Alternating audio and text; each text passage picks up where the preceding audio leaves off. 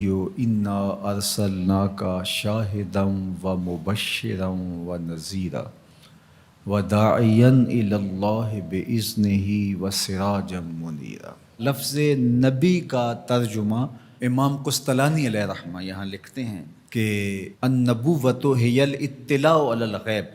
نبوت کیا ہے؟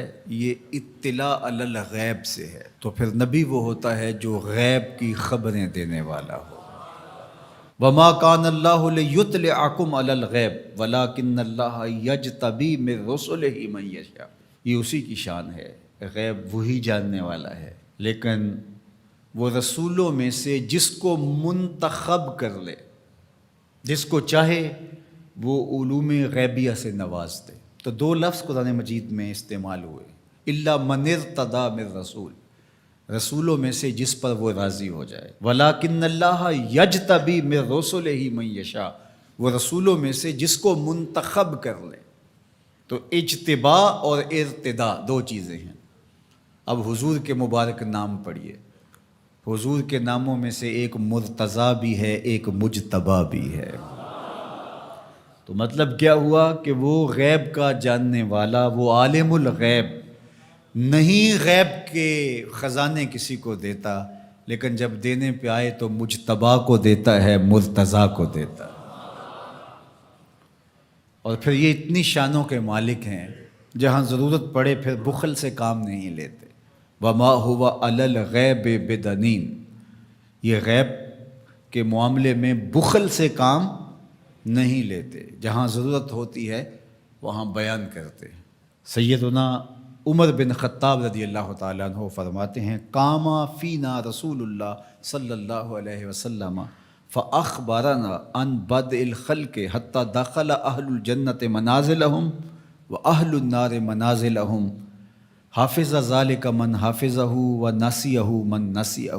کہا ایک دن حضور کھڑے ہوئے مجمع اصحاب میں، اس کائنات کی ابتدا سے انتہائے کائنات تک، یہاں تک کہ جنتی جنتوں میں چلے گئے اور جہنمی جہنم میں چلے گئے، کوئی شے نہیں جو حضور نے چھوڑی ہو، سب حضور نے بیان فرما دیا۔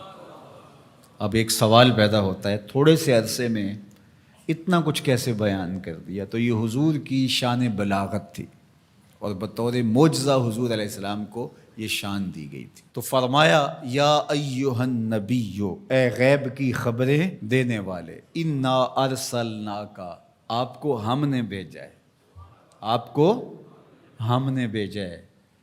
یار آپ کسی کو بھیجیں اور اس کی کوئی عزت نہ کرے تو آپ کہیں گے تم ہوتے کون ہو، اس کو ہم نے بھیجا تھا۔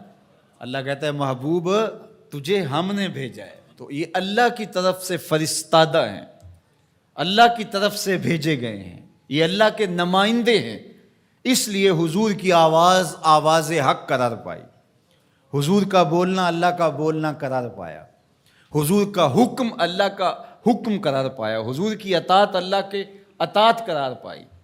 تو اس لیے جو محبوب کی بات مانتا ہے وہ رب کی بات مانتا ہے، اور جو حضور کا انکار کرتا ہے وہ رب کا انکار کرتا ہے۔ کوئی ساری زندگی لا الہ الا اللہ پڑھتا رہے اور محمد رسول اللہ نہ پڑھے، رب اس کے لا الہ الا اللہ پڑھنے کو اس کے منہ پہ مارے گا اگر میرے رسول کو نہیں مانتا، اس کو میں نے بھیجا ہے۔ تو کہا انا ارسلناک شاہدا و مبشرا و نذیرا، آپ کو شاہد بنا کر بھیجا ہے، آپ کو مبشر بنا کر بھیجا ہے، آپ کو نذیر بنا کے بھیجا۔ شاہد کا کیا معنی ہے؟ اتفاق تو ہوتا رہتا ہے مجھے بھی آپ کو، جب کوئی فوت ہو جاتا ہے تو جنازہ پڑھتے ہیں تو کیا اس میں بولتے ہیں؟ اللہم اغفر لحینا و میتنا و شاہدنا و غائبنا، اللہ جو حاضر ہیں انہیں بھی بخش دے، جو نہیں آئے انہیں بھی بخش دے۔ تو شاہد کا کیا معنی ہوا؟ حاضر۔ امام راغب الاصفہانی جو کہ لغت کے امام ہیں اور مفردات قرآن میں قرآن مجید کے الفاظ کی تشریح کرتے ہوئے لفظ شاہد پہ بات کرتے ہیں، تو وہ کہتے ہیں کہ الحضور مع المشاہدت اما بالبصر او بالبصیرہ، کہ شاہد کا معنی کیا ہے؟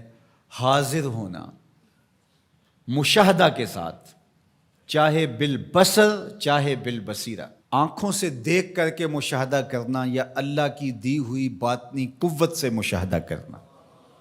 تو کہا یہ ہے شاہد کا مفہوم، اور حضور علیہ السلام کو میرے رب نے شاہد بنایا ہے، میرے رب نے شاہد بنایا، تو حضور کی نظروں سے کچھ پوشیدہ نہیں ہے۔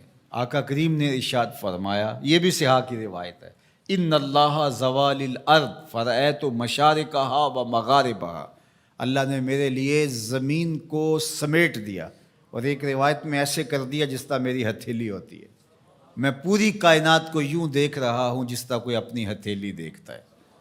تو فرمایا کہ اللہ نے میرے لیے زمین کو سمیٹ لیا، اور میں نے مشرق بھی دیکھ لیے، میں نے مغرب بھی دیکھ لیے۔ تو زمین حضور کے سامنے ہے جس طرح ہتھیلی ہوتی ہے۔ انی ارا ما لا ترون و اسمع ما لا تسمعون، فرمایا جو میں سنتا ہوں وہ تم نہیں سنتے، اور جو میں دیکھتا ہوں وہ تم نہیں دیکھتے۔ سورج کو گرہن لگ گیا، حضور نماز کے لیے کھڑے ہوئے، نماز پڑھاتے پڑھاتے حضور نے ہاتھ آگے بڑھایا، پھر حضور نے ہاتھ پیچھے کھینچ لیا، سلام پھرا تو صحابہ نے پوچھا حضور آج نماز میں آپ نے ہاتھ آگے بڑھا لیا تھا جس طرح کوئی چیز پکڑنے لگے ہوں، پھر آپ نے ہاتھ پیچھے کھینچ لیا، کیا ماجرا ہوا؟ فرمایا جنت میں کھجوروں کا ایک خوشہ لٹک رہا تھا، میں نے سوچا تمہارے لیے توڑ لوں، اور اگر میں توڑ لیتا تم قیامت تک کھاتے رہتے، ختم نہ ہوتا، پھر میں نے نہیں توڑا، میں نے کہا چلو کل قیامت کو ہی صحیح۔ حضور کھڑے کہاں ہیں؟ مدینے میں، صحاح کی روایت ہے، کھڑے کہاں ہیں؟ اور ہاتھ اٹھا کے کہاں تک پہنچایا؟ جنت میں۔ صحیح بخاری اٹھائیے، باب تصفیۃ الصفوف ہے، حضور نے فرمایا صحابہ صفیں سیدھی رکھا کرو، مت سمجھو میں صرف آگے دیکھتا ہوں، میں آگے بھی دیکھتا ہوں، میں پیچھے بھی دیکھتا ہوں، میں تمہارے رکوع بھی دیکھتا ہوں، دلوں میں پیدا ہونے والے خشوع بھی دیکھتا ہوں۔ اے فروغت صبح آثار و دہور، چشم تو بی نندائے ما فی الصدور، انا ارسلناک شاہدا، محبوب ہم نے آپ کو شاہد بنا کے بھیجا، و مبشرا، ہم نے آپ کو مبشر بنا کے بھیجا، خوشخبری دینے والا، نیکوکاروں کو جنت کی بشارت دینے والے، اہل ایمان کو اللہ کی رضا کی بشارت، جنت کی بشارت دینے والے، یہ حضور کی شان ہے۔ پھر فرمایا و نذیرا، ڈر سنانے والا، کفار کو، عاصیوں کو، بدکاروں کو، اللہ کے نافرمانوں کو جہنم کے عذابوں سے ڈرانے والے، یہ نبی کی شان ہے، نبی مبشر بھی ہیں اور نذیر بھی ہیں۔ وَدَاعِيًا إِلَى اللَّهِ بِإِذْنِهِ، اور اللہ کے اذن سے اللہ کی طرف بلانے والے، اور جس طرح میرے حضور نے بلایا ہے، یہ تاریخ کا انوکھا باب ہے۔ وَسِرَاجًا مُنِيرًا، روشن آفتاب بنا کر کے جس کے جلووں سے ظلمتیں دور ہو گئیں۔ حضور حصی اعتبار سے بھی سراج منیر ہیں، اور معنوی اعتبار سے بھی سراج منیر ہیں۔ معنوی اعتبار سے اس طرح کہ ظلم، شرک، کفر کے اندھیرے حضور کے آنے سے مٹ گئے، ناانصافیاں ختم ہوئیں، اور حصی طور پہ حضور کے مبارک بدن سے نور نکلتا تھا۔ تو ذرا اس آیت کریمہ کو دیکھیے، ایک آیت میں حضور کی عظمتوں کے موتی پروئے ہوئے۔ یا ایھا النبی انا ارسلناک شاہدا و مبشرا و نذیرا و داعیا الی اللہ باذنہ و سراجا منیرا، زیراں زبراں شداں مداں شان اودی وچ آئیاں، عاماں لوکاں رمز نہ کوئی، خاصاں خبراں پائیاں۔